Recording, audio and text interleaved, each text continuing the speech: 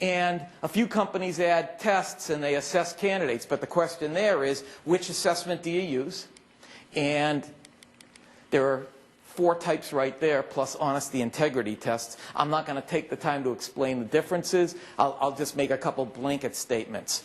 Okay, behavioral styles tests and personality assessments are almost the same. They have overlapping things that they look at. But the key about those things, personality tests look at how well people build, maintain, and develop relationships. That's pass-fail on a personality test. Behavioral styles assessments cover similar ground, but basically give you information on how somebody needs to be managed, what their behavioral tendencies are.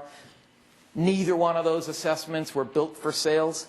They are all getting marketed for sales. So the marketing message is use this on your sales force, and they'll use words that appeal to you, but they can't report what they can't measure. And they can't measure anything sales specific, because every question of every one of those tests takes place in a social context, and then they start making all kinds of stretches and assumptions as to what that stuff means. The best example I can give you is this one. How many of you have ever worked with a popular personality or behavioral styles assessment, like DISC or Caliper or Profiles International or Predictive Index, one of those? Okay, they're all great tests. They're all very accurate. They just don't work in the sales function. Use them for every other function in the company, but not for sales. They don't work as development tools, and they don't work as hiring selection tools, because the information just isn't predictive. It doesn't correlate. Here's the best example I can give you. Most of the personality assessments and behavioral styles assessments measure something called drive. Have you all seen that in the assessments? Okay. Now think about your executive team.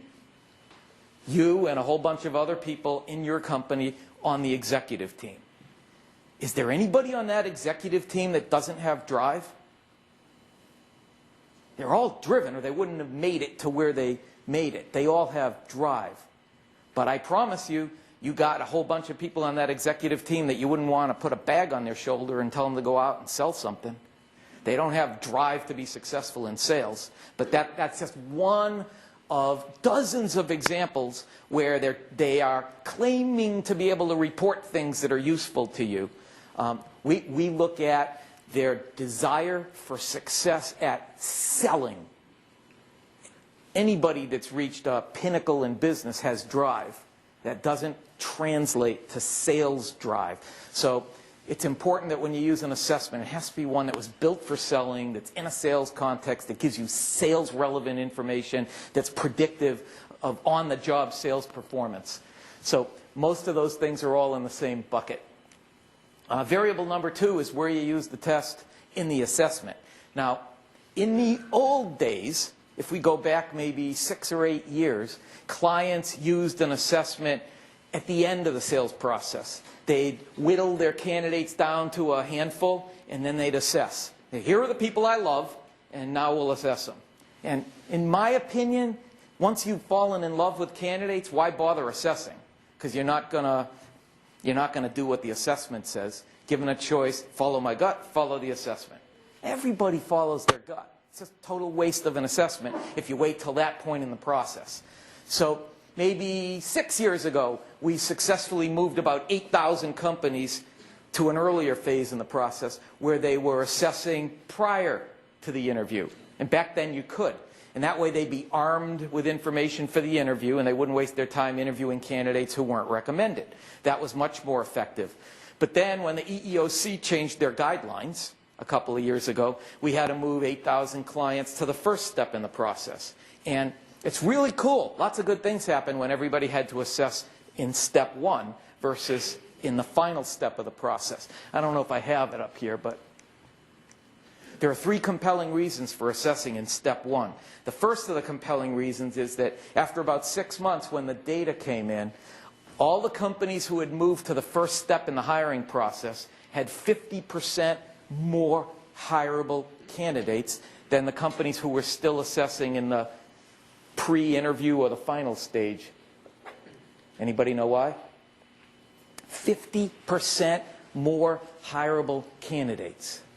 I'll show you. Okay. Anybody in HR? HR people? You're not really HR, are you? You just do HR? Okay, so I won't offend you when okay. So here comes a stack of resumes, okay? And now, in a bigger company, HR's got the stack of resumes. In a smaller company, it's you. And you start filtering. First resume. Nah. Yuck. What a joke. Oh, that one looks good. So you have this manual filtering process where you start determining by a look or the content of a resume who goes in the yes pile and who goes in the no pile. You're done with the no's, and now you start calling and talking to and interviewing the people in the yeses. Well, when you're assessing in the first phase, we take that away from you, and you no longer have this manual filtering process. Now the assessment is spitting back results: hireable, not hireable, hireable, not hireable, hireable, not hireable.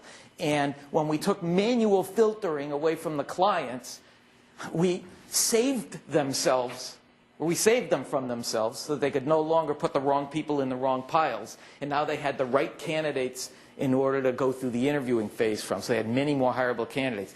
The second thing is, I know I'm out of order, you become EEOC compliant. And the third cool thing that happened with the third step is you could automate the process. As soon as assessments move to the first step of the process, you can automate the first half of the recruiting process, so you don't even have to do any work.